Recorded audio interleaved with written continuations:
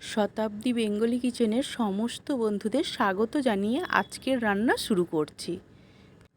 আজকে বানাবো তেল ছাড়া চিকেনের স্যুপ। তার জন্য আমি কিছু সামান্য উপকরণ নিয়ে নিয়েছি। আর এখানে নিয়ে নিয়েছি 500 গ্রাম চিকেন, যেটা ভালো করে জল দিয়ে ধুয়ে আমি জল ঝরিয়ে রেখেছি।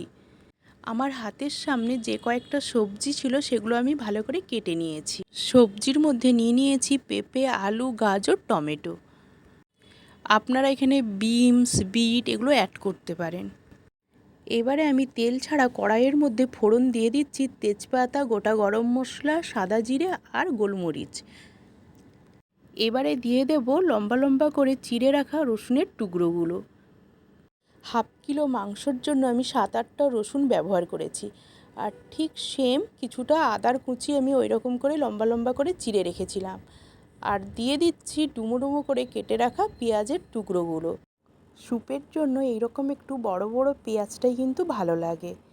এরপর আমি দিয়ে দেবো কয়েকটা কাঁচা লঙ্কা। আপনারা যে যেই রকম ঝাল পছন্দ করেন সেই রকম পরিমাণে কাঁচা লঙ্কাটা নিয়ে নেবেন। এরপর আমি অ্যাড করে দিচ্ছি সেই ধুয়ে রাখা চিকেনটা। গোটা মশলাগুলোর সাথে চিকেনটাকে বেশ আমি 2-3 মিনিট ধরে একটু নাড়াচাড়া করে নেব। গ্যাসের আঁচটা মিডিয়ামে রেখে আমি ঢাকা দিয়ে দেব। গোটা গোলমরিচ আর সাদা জিরেটা ভালো করে আমি একটু শুকনো কড়াই নেড়ে নিয়েছিলাম। এবারে এগুলো আমি হামানদিস্তর মধ্যে দিয়ে ভালো করে গুঁড়ো করে নিচ্ছি। আপনারা এটা শিলনোড়াতে বেটে নিতে পারেন। খুব সুন্দর করে আমি গুঁড়ো করে নিয়েছি। এবারে আমি একটা বাটির মধ্যে রেখে দিলাম। আমি এখন ঢাকাটা উঠিয়ে নিলাম। আর এমনভাবে কিন্তু চিকেনটাকে কষাতে হবে চিকেনের গায়ে যেন কোনো জল না থাকে। সমস্ত জলটা শুকিয়ে গেলে আমি এখন অ্যাড করে দেবো কেটে রাখা পেঁপের টুকরোগুলো। এরপরে দিয়ে দেবো আলুর টুকরোগুলো। তেল ছাড়া কোনো জিনিস যখন আপনারা রান্না করবেন তখন কিন্তু খুব আস্তে সুস্তে ধৈর্য সহকারে রান্নাটা করতে হবে। আলু আর পেঁপেটা 2-3 মিনিট নাড়ার পর এখন দিয়ে দিচ্ছি গাজরের টুকরোগুলো। এখন আমি দিয়ে দেব পরিমাণ মতো লবণ। গ্যাসের ফ্লেমটা মিডিয়ামে রেখে আমি সমস্ত সবজি আর চিকেনটাকে 1 মিনিট ধরে ভালো করে নাড়াচাড়া করে নিচ্ছি। এরপর আমি ঢাকা দিয়ে দিলাম। আমি ঢাকা দিয়ে গ্যাসের ফ্লেমটা একেবারেই লোতে করে দিয়েছি।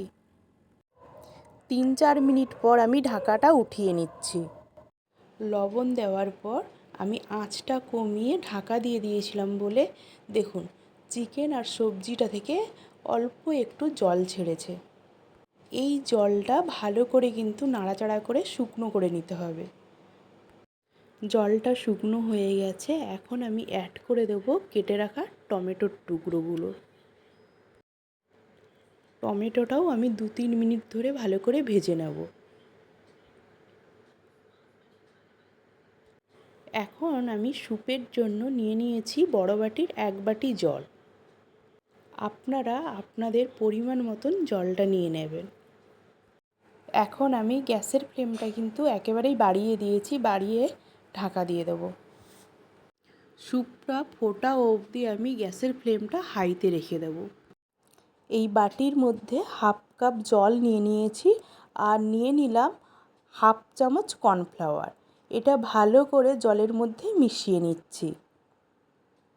মেশানো হয়ে গেছে, এটা আমি সাইডে রেখে দেব। এদিকে স্যুপটাও ভালো মতন ফুটে গেছে। এখন ঢাকাটা উঠিয়ে দিলাম। এখন আমি গ্যাসের ফ্লেমটা লোতে রেখে আগে থেকে করে রাখা সেই কর্নফ্লাওয়ারের মিশ্রণটা আস্তে আস্তে স্যুপের মধ্যে অ্যাড করব। আর ভালো করে কিন্তু খুন্তি দিয়ে মিশিয়ে নেব। তাতে করে কিন্তু স্যুপটা অনেকটা ঘন হয়ে যাবে, সেই পাতলা ভাবটা আর থাকবে না। গোলমরিচ আর জিরে দিয়ে যে গুঁড়োটা আমি বানিয়ে রেখেছিলাম এখন আমি ওইটা দিয়ে দেবো 1 চামচ মতো। তারপর ভালো করে সমস্ত কিছু একেবারে ভালো করে মিশিয়ে নেব। সমস্ত কিছু আমি ভালো করে মিশিয়ে নিয়েছি। আর এদিকে সবজি এবং চিকেনটা খুব ভালো মতন সেদ্ধ হয়ে গেছে।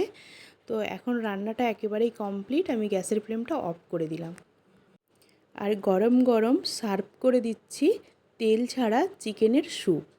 আজকের এই তেল ছাড়া চিকেনের স্যুপ আপনাদের কেমন লাগলো অতি অবশ্যই কিন্তু আমাকে কমেন্ট করে জানাবেন। আপনারাও যদি ধৈর্য সহকারে ঠিক এই প্রসেসে আস্তে আস্তে সমস্ত কিছু ভেজে যদি রান্নাটা করেন, তাহলে কিন্তু বুঝতেই পারবেন না যে স্যুপটাতে একেবারেই তেল দেওয়া হয়নি।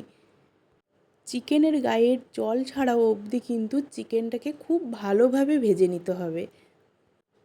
তো আপনারাও এই প্রসেসে একবার বানিয়ে দেখুন, আশা করি ভালো লাগবে।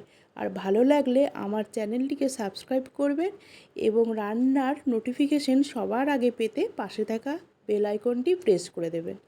তাহলে আজকের মতো আসি, আবার দেখা হচ্ছে রান্নার নতুন কোনো ভিডিও নিয়ে। টাটা, ভালো থাকবেন, সুস্থ থাকবেন, নমস্কার।